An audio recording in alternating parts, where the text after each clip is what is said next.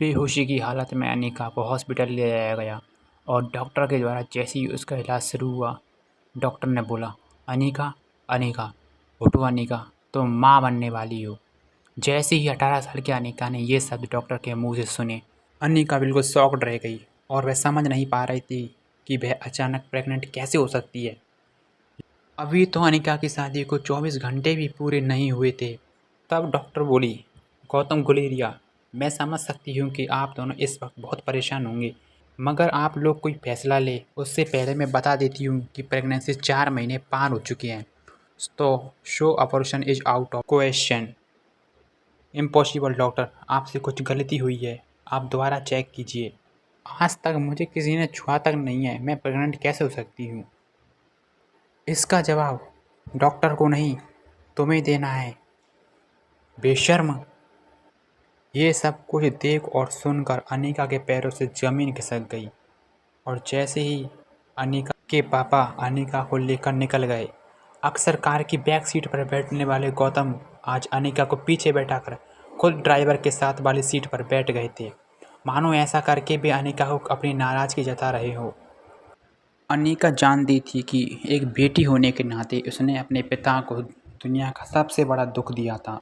एक बिन ब्याही माँ बनकर उन्हें इतना दुख उनके अनिका की माँ के जाने के बाद भी नहीं हुआ होगा।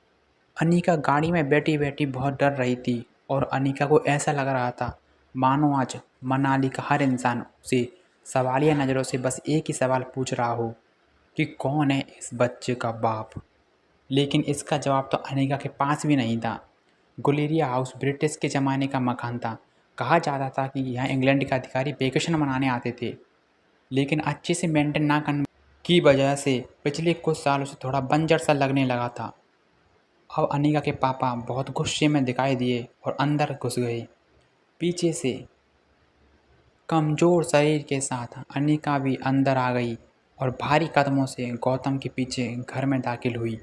बिन माँ के पली बड़ी अनिका को आज सबसे ज़्यादा ज़रूरत थी उसके पापा के इमोशनल सपोर्ट की।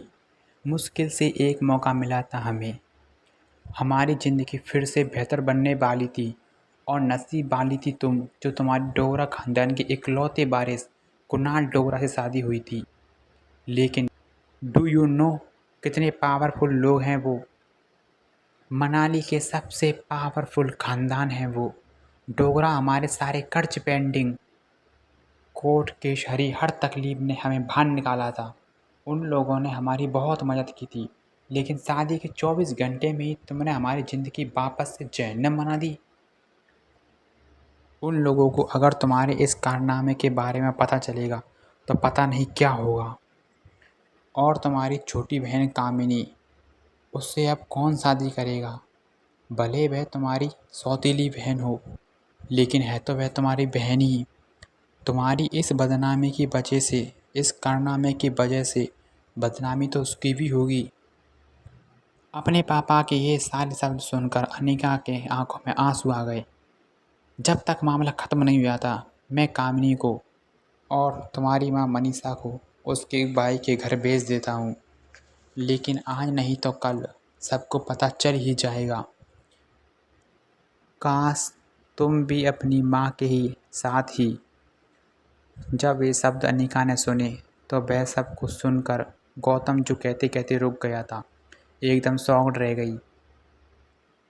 अगली सुबह गौतम ने अपने घर में लगे सारे सीसीटीवी के पिछले 5 महीने की फुटेज को खंगाला और बारीकी से देखने के बाद वह हैरान रह गया था कि पिछले 5 महीनों से छोटी मोटी बीमारी के चलते अनिका घर के बाहर गई ही नहीं थी। ये देखकर गौतम का गुस्सा अब आश्चर्य में बदल गया। उसे इतना तो समझ आ गया था कि कुछ ना कुछ गड़बड़ी थी। जल्द ही अनिका की देखभाल के लिए एक नर्स रखी गई। लगातार देखभाल और दवाइयों से अनिका की सेहत में काफ़ी सुधार आया और 4 महीने बीत चुके थे, लेकिन साथ ही साथ उसे ये बात रोमांचक कर रही थी कि उसके अंदर एक नन्ही ही सी जान पल रही है, जो सिर्फ और सिर्फ उसका ही होगा। अनिका अपनी छोटी सी दुनिया में लगभग सब कुछ भूल चुकी थी। ना वह किसी से मिलती थी, ना कोई उससे मिलता। लेकिन अचानक उसने बाइक की आवाज़ सुनी और उसने अपनी आंखों के सामने जैसे ही उस लड़के को देखा, मानो उसकी धड़कन तेज और टेंशन से तेज हो गई हो। ये लड़का और कोई नहीं बल्कि अनिका का पति कुणाल डोगरा था।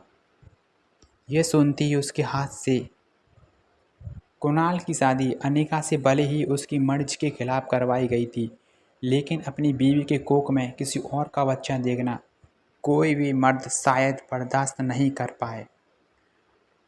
कुणाल शादी के मंडप से सीधे दिल्ली अपने कॉलेज की पढ़ाई करने चला गया था और वहीं पहुंचकर उसने शादी के दूसरे दिन उसे अनिका की प्रेगनेंसी की खबर मिली थी। अरे कुणाल बेटा, तुमने आज अचानक कैसे आए? तुमने फ़ोन भी नहीं किया कि तुमने कॉलेज की पढ़ाई पूरी कर ली है और तुम्हारी छुट्टियां शुरू हो गई हैं।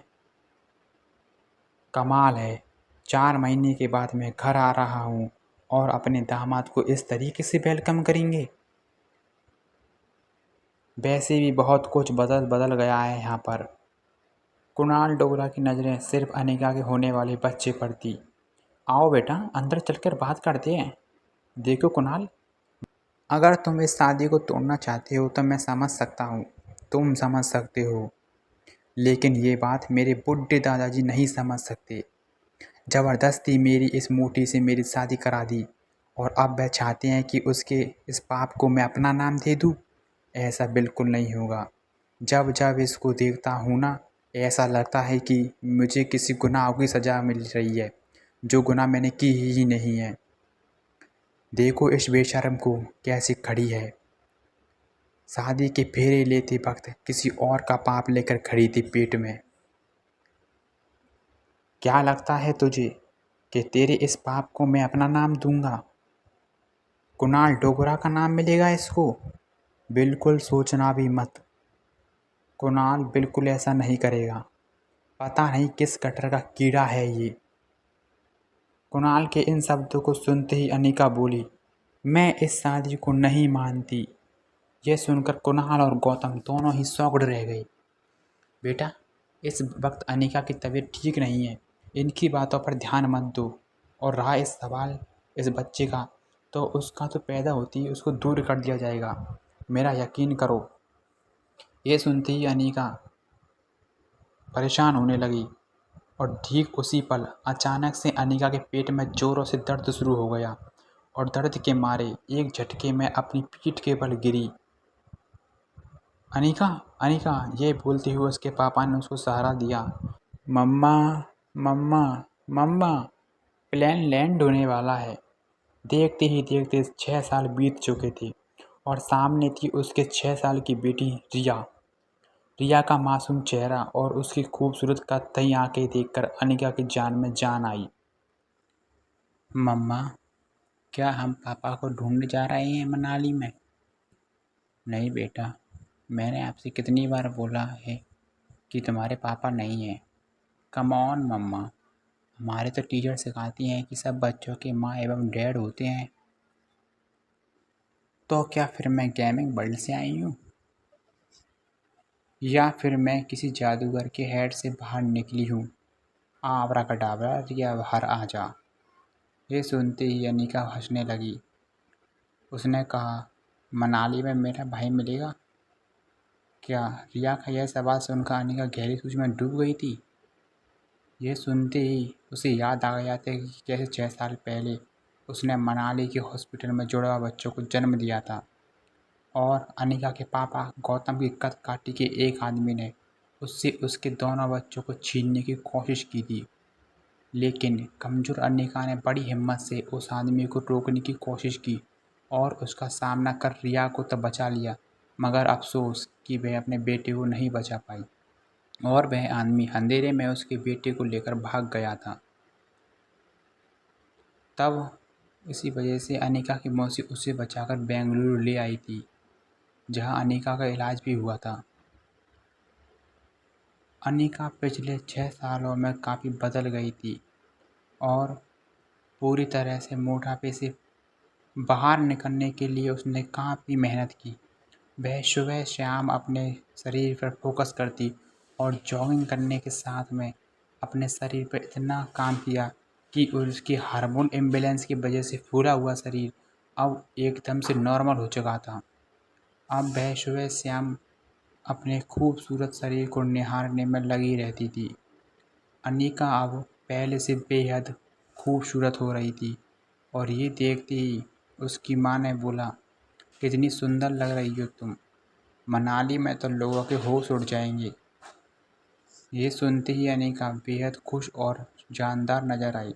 फ्लाइट अभी लैंड होने वाली थी, लेकिन फ्लाइट के अन्य यात्री सब लोग आते जाते अनिका पर एक नज़र जरूर डालते, और डालते भी क्यों नहीं। शिफॉन की साड़ी में अनिका किसी भी फिल्मी एक्ट्रेस से कम नहीं लग रही थी। Excuse me ma'am, is there anything I can bring up you? Anika ने मना कर दिया और अब प्लेन लैंड हो गया। जैसे ही अनिका अपनी बेटी रिया के साथ एयरपोर्ट से बाहर निकली तो सभी लोग उसकी तरफ देखने लगे, और देखती भी क्यों नहीं, अनिका थी ही इतनी खूबसूरत। उसने पिछले 6 सालों में अपने आप को पूरी तरह से बदल लिया था। तभी अचानक अपने पापा का फ़ोन देख, हेलो पापा, कुणाल तुम्हें लेने एयरपोर्ट आ रहा है, तो तुम उसके साथ सीधे घर चले आना। यहाँ पहुँचते ही तुम्हें एक डिवोर्स पेपर पर साइन करना है। इतना कहकर गौतम भटक गया और फिर कुछ सोचकर उसने कहा, खैर तुम घर आओ, यहाँ पहुँचते ही मैं तो सब समझाता हूँ। ये सुनते ही अनिका अपनी बेटी रिया के साथ जल्दी से एयरपोर्ट से बाहर निकल आई। इन 6 सालों में कुणाल भी काफ़ी बदल चुका था। अब वह एक कॉलेज स्टूडेंट नहीं रहा था, बल्कि एक बिजनेसमैन हो गया था। आज तक इस दुनिया में मैं किसी भी इंसान को अपने डिवोर्स पर इतनी खुशी नहीं हुई होगी जितनी खुशी मुझे आज हो रही है। आज आज कैसे भी करके आज मैं इस मोटी सी डिवोर्स पेपर साइन करवा के ही रहूँगा। आप फिक्र मत कीजिए सर, मैं सुबह सुबह माता के दर्शन करके निकला हूँ और मैंने भगवान से प्रार्थना की है कि आज आपकी हर मनोकामना पूरी हो। आप चिंता मत कीजिए, आज आपके पेपर साइन हो ही जाएंगे। अच्छा सुन, जब जब मैं इस मोटी को देखता हूँ ना तो मेरा मूड ऑफ हो जाता है, और आज मेरा मूड बहुत अच्छा है, तो मैं अपना मूड ऑफ नहीं करना चाहता हूँ। मैं एक काम करता हूँ, मैं घूमकर खड़ा हो जाता हूँ।